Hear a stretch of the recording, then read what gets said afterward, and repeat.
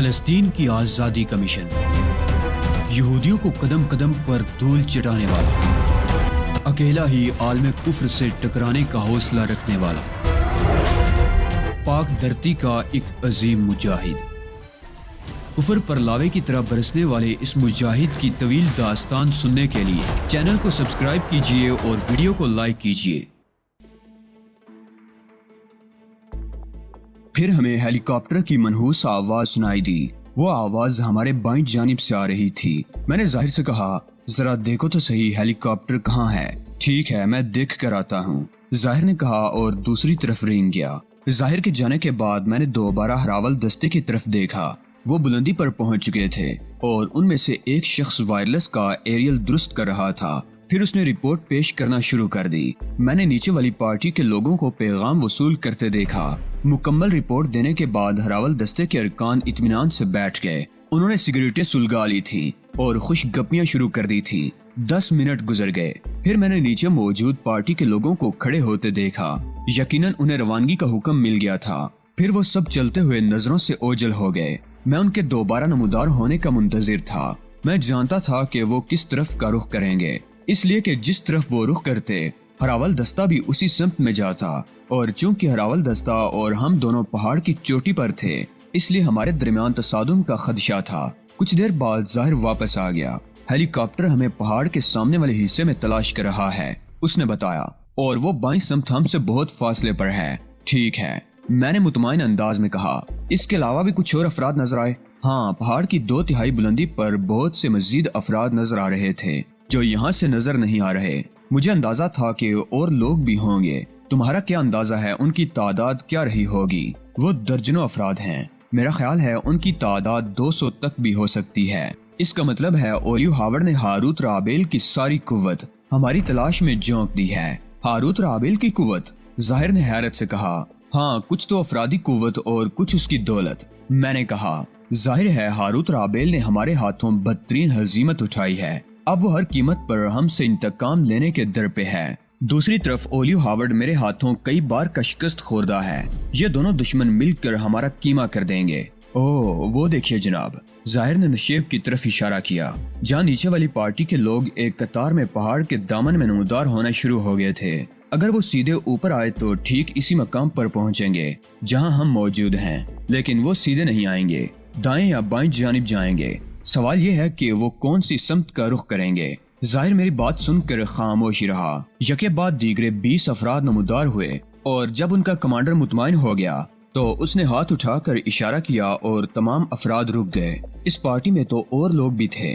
ظاہر نے حیرت سے کہا، وہ کہاں گئے؟ ان سب کو ہماری نظروں میں آ جانا چاہیے تاکہ ہم ان کی نقل و حرکت سے باخبر رہیں، میں نے کہا، اور میرا جملہ مکمل ہونے سے قبل ہی مزید افراد نمودار ہوئے۔ یہ بھی ایک قطار میں سامنے آ رہے تھے اور پہلے والے دستے کے پیچھے تھے۔ اس دستے میں بھی 20 افراد تھے اور ان کا کمانڈر الگ تھا۔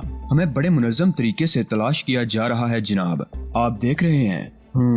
میں نے تشویش سے کہا۔ میری نظریں ان لوگوں پر جمی تھی جو ہماری تلاش شروع کرنے کے لیے اشارے کے منتظر تھے۔ پھر غالباً انہیں اشارہ مل گیا اور ہم نے ان کا رخ تبدیل ہوتے دیکھا۔ تمام افراد کا رخ ہمارے دائیں جانب ہو گیا تھا۔ خدایا تیرا شکر ہے۔ ان کا تبدیل شدہ رخ دیکھ کر ظاہر کے منہ سے بے اختیار نکلا۔ وہ لوگ آگے بڑھنے لگے۔ راہ میں آنے والی ہر جاڑی کو وہ سنگین سے ٹھونکتے بجاتے چل رہے تھے۔ اگر کوئی ان میں چھپا ہوا ہوتا تو سنگینوں کی زد میں آنے سے نہیں بچ سکتا تھا۔ نیچے اس طرح ہماری تلاش کی جا رہی تھی اور اوپر پہاڑ کی چوٹی پر موجود ہراول دستہ بھی ہمیں تلاش کرنے والی پارٹی کے ساتھ ساتھ حرکت کر رہا تھا۔ 20 منٹ کے دوران ہم نے 40 افراد پر مشتمل پارٹیاں دیکھی جو اپنے پیش رواؤں کے نقش قدم پر چلتی ہوئی ہماری تلاش میں بلندی کی طرف بڑھ رہی تھی۔ ہراول دستے کو دیکھ کر تو اب یوں محسوس ہو رہا تھا جیسے وہ مرکزی پارٹی سے بچھڑے ہوئے کچھ افراد ہوں۔ آخر یہ لوگ کب تک ایک ہی سمت میں ہمیں تلاش کرتے رہیں گے؟ ظاہر نے کہا، وہ بتدریج اوپر کی طرف بڑھ رہے ہیں۔ ایک سمت سے مطمئن ہونے کے بعد وہ ضرور پلٹیں گے۔ اگر ہم کوشش کریں تو ان کے پلٹنے سے قبل ہی وادی پار کر جائیں گے۔ ہاں، میں نے پلٹ کر دیکھتے ہوئے کہا، وادی کے پار نظر آنے والی پہاڑی ہماری آج کی منزل ہے۔ ظاہر نے اس بات میں سر ہلایا اور ہم ناشتہ کر کے روانہ ہو گئے۔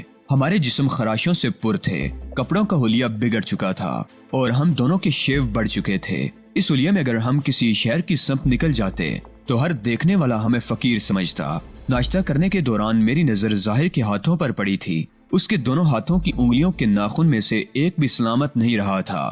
ٹوٹے ہوئے ناخنوں سے خون رس رس کر نکلتا رہا تھا، جس پر گرد اور مٹی کی تہیں جم گئی تھی۔ مجھے ظاہر کے ہاتھوں کی حالت دیکھ کر جرجری سی آ گئی تھی، مگر اس کے ساتھ ہی میری نظر خود اپنے ہاتھوں پر پڑی تھی۔ میرے ہاتھوں کی حالت بھی کچھ مختلف نہیں تھی۔ ظاہر نے میری نگاہوں کا تعاقب کرتے ہوئے اپنے اور میرے ہاتھوں کو دیکھا۔ اس نے تجویز پیش کی کہ دھو لیے جائیں، مگر میں نے یہ کہہ کر تجویز مسترد کر دی کہ جمے ہوئے خون کی وجہ سے ہمارے ناخنوں کو تھوڑا بہت تحفظ تو حاصل ہے۔ ہاتھ دھونے کے بعد دوبارہ خون رسنے لگتا اور ہمیں ازسر نو تکلیف سے گزرنا پڑتا۔ صبح کے پہلے حصے کے دوران ہمیں کسی خطرے کا سامنا نہیں کرنا پڑا، ہمیں کسی مشکل کا سامنا بھی نہیں کرنا پڑا۔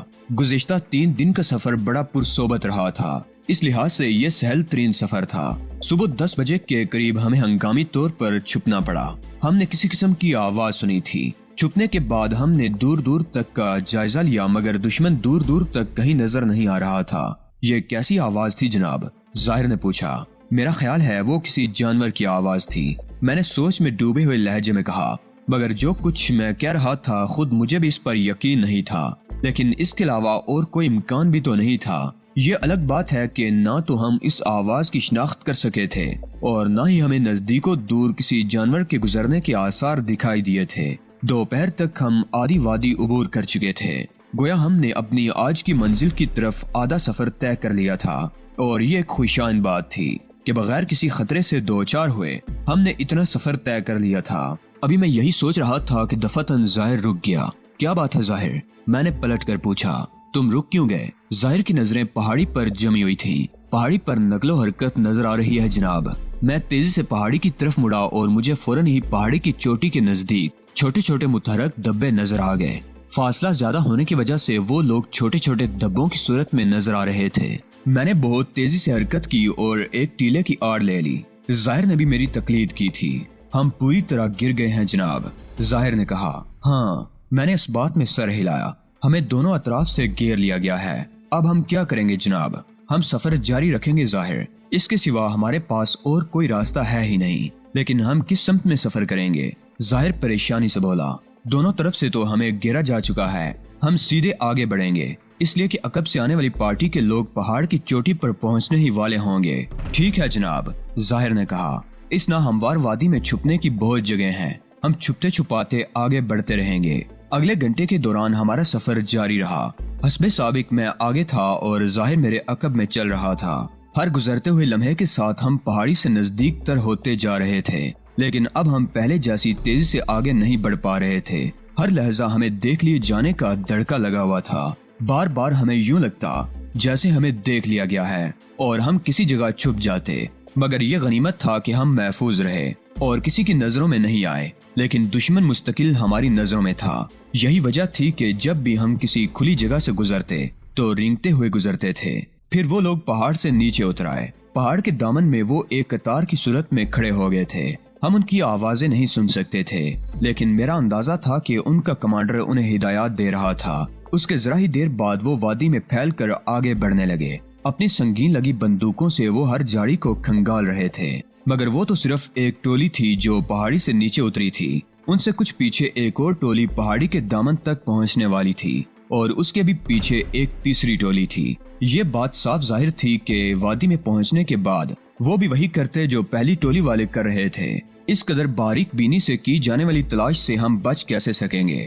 ظاہر نے کہا۔ اس کے لہجے میں تشویش کا گہرا عنصر تھا۔ تم ٹھیک کہہ رہے ہو ظاہر، مگر امید پر دنیا قائم ہے، ہم کوشش کریں گے۔ وہ تو کر ہی رہے ہیں، ظاہر نے مردہ سے لہجے میں کہا۔ 3 دن کی کو پیمانی کے بعد یہ نتیجہ سامنے آیا ہے۔ میں گرد و پیش کا جائزہ لے رہا تھا۔ میں نے بائیں جانب دیکھا، دائیں جانب نگاہ دوڑائی اور عقب کا جائزہ لیا۔ کیا فیصلہ کیا جناب؟ ظاہر نے بے صبری سے پوچھا۔ کس سمت چلنے کا ارادہ ہے؟ تمہارا کیا مشورہ ہے ظاہر؟ کیا ہم واپس پلٹ جائیں؟ سوال ہی پیدا نہیں ہوتا۔ ظاہر نے بڑی شدت سے سر کو منفی جنبش دیتے ہوئے کہا۔ تو پھر کیا کیا جائے؟ میں نے سرسری انداز میں کہا۔ میں ان لوگوں کی پوزیشن ذہن نشین کرنے کی کوشش کر رہا تھا جو ہمیں ڈھونڈتے ہوئے آگے بڑھتے چلے آ رہے تھے۔ ہم سے ان کا فاصلہ 100 گز کے قریب تھا اور ان سے دائیں سرے والے لوگ ہم سے زیادہ قریب تھے۔ میرا خیال ہے ہمیں اپنی جانب بڑھنے والے لوگوں کے سرے کی طرف ہو جانا چاہیے۔ کون سے سرے کی طرف ظاہر؟ میں نے بے خیالی سے کہا۔ دائیں سرے کی طرف جناب، اس طرف والے لوگ ہم سے زیادہ نزدیک ہیں، اس کا کوئی فائدہ نہیں ہوگا ظاہر، ہم ان سے پار نہیں نکل سکیں گے، وہ بہت نزدیک ہیں۔ اچھا ٹھیک ہے، ظاہر نے جلا کر کہا، لیکن واپس جانے سے بھی ہمیں کیا فائدہ حاصل ہو جائے گا؟ میں نے اپنی پیشانی پر بہتا ہوا پسینہ پونچھا جو میری آنکھوں میں گھسنے کی کوشش کر رہا تھا۔ وہ لوگ ہر گزرتے ہوئے لمحے کے ساتھ ہم سے قریب ہوتے جا رہے تھے۔ ظاہر پر اضطرابی کیفیت طاری تھی۔ خدا کے لیے کچھ کیجئے جناب، ظاہر نے مضطربانہ لہجے میں کہا۔ دشمن نزدیک سے نزدیک تر آتا جا رہا ہے۔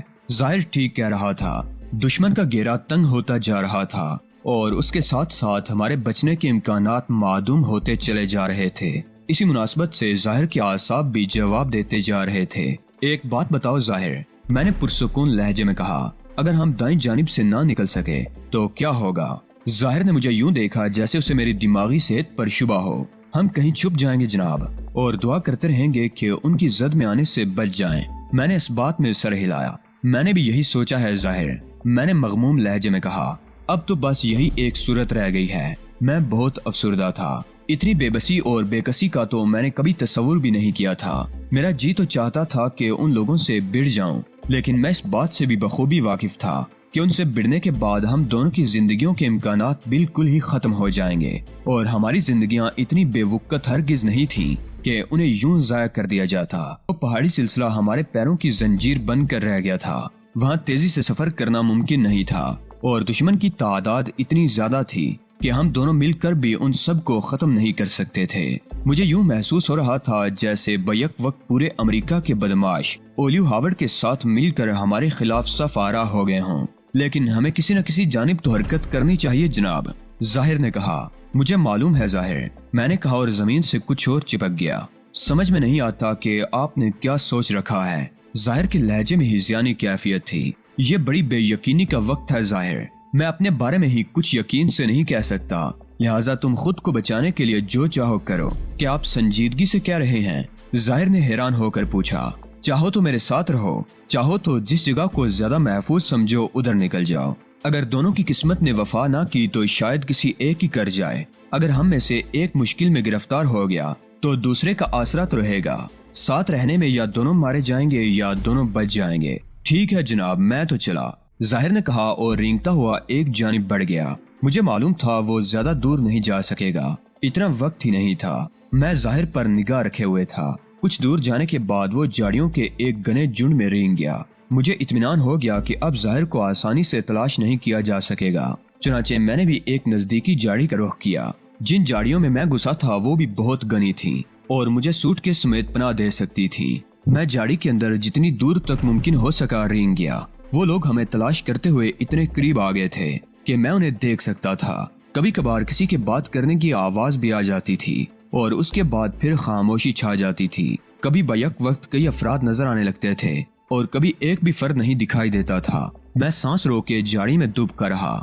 کچھ دیر یوں ہی گزر گئی، ابھی تک میری طرف کوئی نہیں آیا تھا۔ یہ انتظار بہت گراں گزر رہا تھا۔ میں گمگو کی کیفیت میں مبتلا تھا اور ایک گال ٹھنڈی زمین پر رکھے لیٹا تھا اور میرے کان ہلکی سی آواز بھی سننے کے لیے مستعد تھے۔ پھر مجھے قدموں کی دمک سنائی دینے لگی۔ کئی افراد مجھ سے قریب ہوتے جا رہے تھے۔ میں دیکھ چکا تھا کہ وہ کس طرح جھاڑیوں کے اندر رائفلوں کی سنگینیں مار رہے تھے اور کچھ عجب نہیں تھا کہ خاصا اندر ہونے کے باوجود کوئی سنگین مجھ تک پہنچ جاتی۔ اگر ایسا ہوتا تو بہت برا ہوتا، لیکن اس ناگہانی سے بچنے کی کوئی صورت نہیں تھی۔ میں اس امکان پر انحصار کرنے کے لیے مجبور تھا کہ میں کسی سنگین کی زد میں آنے سے محفوظ رہوں گا۔ آوازیں بلند ہو گئی تھیں اور اب میرے آس پاس جھاڑیوں میں ہر طرف بھاری بوٹوں کی دمک گونج رہی تھی۔ وہ لوگ ہمیں تلاش کر رہے تھے۔ ان کا انداز جس قدر جارحانہ تھا، اس کا اندازہ مجھے اس وقت ہوا جب وہ جھاڑی کے اوپر چڑھ گئے۔ ایک رائفل کی سنگین میرے چہرے سے محض چند انچ کے فاصلے پر زمین میں دھنس گئی تھی۔ میں سانس روک کے پڑا رہا۔ میری زندگی کا انحصار اب محض اتفاق پر رہ گیا تھا، لیکن نہیں، میں نے شدید جدوجہد کی اور ہمارے مقاصد نیک تھے۔ اس لیے اگر میں اور ظاہر بچ جاتے تو یہ نہیں کہا جا سکتا تھا کہ ہم اتفاق سے بچ گئے ہیں۔ یہ کہنا زیادہ درست ہوتا کہ خدا کی مدد ہمارے شامل حال تھی اور خدا کی مدد شامل حال رہی۔ ہمیں تلاش کرنے والی پہلی ٹولی گزر چکی تھی اور میں اور ظاہر دونوں ہی محفوظ رہے تھے۔ جس جگہ ظاہر چھپا تھا وہ جگہ مجھے نظر نہیں آ رہی تھی، لیکن یہ بات صاف ظاہر تھی کہ اگر ان لوگوں کو ظاہر مل گیا ہوتا تو بہت غول کو پڑا ہوتا۔ اس کے علاوہ انہیں یہ بھی علم ہو جاتا کہ دوسرا بھی کہیں نزدیک ہی ہوگا اور پھر وہ وہاں سے ہرگز نہ ٹلتے، تو ظاہر محفوظ تھا اور میں بھی، لیکن میں شدید احساس بے بسی میں مبتلا تھا۔ اولیو ہاورڈ نے مجھے بہت بے تکے طریقے سے گھیرا تھا۔ اس بار اس کی قسمت زوروں پر تھی اور ہم اس ویرانے میں پھنسے تھے جہاں میلوں آبادی کا نام و نشان تک نہیں تھا۔ نہ ہم ایسے ویرانے میں پھنستے اور نہ اسے ہمارے خلاف اپنی پوری قوت استعمال کرنے کا موقع ملتا۔ یہ سب کچھ اپنی جگہ، لیکن ہماری یہ کامیابی اپنی جگہ کہ 3 دن گزرنے کے باوجود اس کے آدمی ابھی تک ہمارا کچھ بگاڑ نہیں پائے تھے۔ ہماری تلاش میں ہیلی کاپٹر تک استعمال کیا گیا تھا اور کیا جا رہا تھا۔ پیدل افراد کی ایک پوری فوج ہماری تلاش میں سرگرداں تھی، لیکن ان کے حصے میں پے در پے ناکامیوں کے سوا اور کچھ نہیں آ رہا تھا۔ ادھر ہم 2 افراد تھے جو بے سر و سامانی کے عالم میں بھی اتنے بہت سے لوگوں کو شکست سے دوچار کیے جا رہے تھے۔ میں سوچتا رہا، سوچنے کے علاوہ اور کام ہی کیا تھا۔ مجھے معلوم تھا کہ جھاڑیوں سے باہر نکلنے کے بعد آزادی کی ضمانت ختم ہو جائے گی، لہٰذا میں نے اپنی جگہ سے ہلنے کی کوئی کوشش نہیں کی۔ لیکن اپنی تمام تر کامیابیوں کے باوجود موجودہ صورتحال میرے لیے بہت تشویشناک تھی۔ اس پہاڑی سلسلے سے باہر نکلنا بہت ضروری تھا۔ وقت بہت قیمتی تھا۔ مجھے اندازہ تھا کہ بڑ اور تہذیب پر میرے اور ظاہر کے یوں اچانک غائب ہو جانے سے کیا گزری ہوگی۔ ہر چند کے تہذیب مالکم ایکس اور بڑ دونوں ہی اپنی اپنی جگہ ایک پوری تنظیم کے برابر تھے، لیکن جذباتی وابستگی بعض اوقات بڑی تکلیف دہ ہو جاتی ہے، اور یہ جذباتی وابستگی ہم تینوں کے درمیان قدرے مشترک تھی۔ میرے خیالات کا سلسلہ اس وقت ٹوٹا جب مجھے دوسری ٹولی نظر آئی۔ نظر کیا آئی، سنائی دی۔ پہلی ٹولی کی طرح ان لوگوں کی تلاش کا بھی خصوصی مرکز جھاڑیاں ہی تھیں۔ میں دل ہی دل میں ان گھنی جھاڑیوں کو دعائیں دینے لگا جنہوں نے ہمارے لیے اپنی آغوش میں ہمیں اتنے بہت سے لوگوں سے چھپا لیا تھا۔ پہلی ٹولی کی طرح دوسری ٹولی بھی ناکام و نامراد گزر گئی، لیکن ابھی تیسری ٹولی باقی تھی، اس لیے ابھی باہر نکلنا مناسب نہیں تھا۔ تیسری پارٹی کے افراد نے ہمیں زیادہ تلاش نہیں کیا۔ اس کی وجہ شاید ان کا یہ یقین ہوگا کہ ہم وہاں نہیں ہیں۔ اگر ہوتے تو اب تک ہمیں تلاش کیا جا چکا ہوتا۔ ان کا خیال بالکل غلط تھا، لیکن مجھے اس سے کیا غرض ہو سکتی تھی؟ ان کا یہ خیال تو میرے اور ظاہر کے حق میں فائدہ مند تھا۔ جھاڑی سے باہر نکلنے سے قبل میں نے کچھ دیر انتظار کر لینا مناسب سمجھا۔ جب مجھے یقین ہو گیا کہ اب دشمن کا کوئی فرد نزدیک نہیں ہے تو میں بڑی احتیاط سے رینگتا ہوا جھاڑی سے باہر نکل آیا۔ باہر کوئی نظر نہیں آ رہا تھا، مگر احتیاط کے پیش نظر میں نے کھڑے ہو کر چلنے سے گریز کیا اور گھٹنوں کے بل چلتا ہوا ان جھاڑیوں کی طرف بڑھنے لگا جدھر میں نے ظاہر کو جاتے دیکھا تھا۔ ظاہر نے یقیناً مجھے دیکھ لیا ہوگا، اس لیے وہ فوراً ہی جھاڑی سے باہر نکل آیا۔